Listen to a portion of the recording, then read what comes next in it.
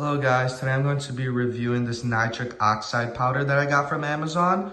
I've been using it for about 2 weeks and I can see significant changes.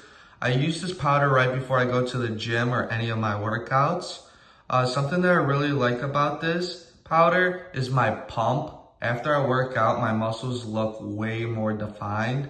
And also this powder does not make me tweak. Every other pre-workout, I feel like I go crazy and tweak and I just don't feel myself. This powder is way more chill. Energy-wise, it's not gonna wake you up or anything, but I do feel like it gets me through my workout. It gives me the amount of energy I need to get through any of my workouts, which is really nice. Back of here, you can see all the supplement facts.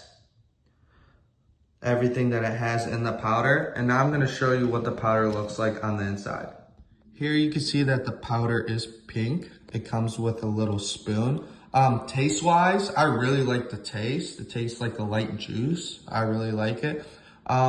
This powder is not like other pre-workout. It's not that strong, but overall I'd say it's solid. Like not life-changing or anything, but definitely worth trying if you want something more natural.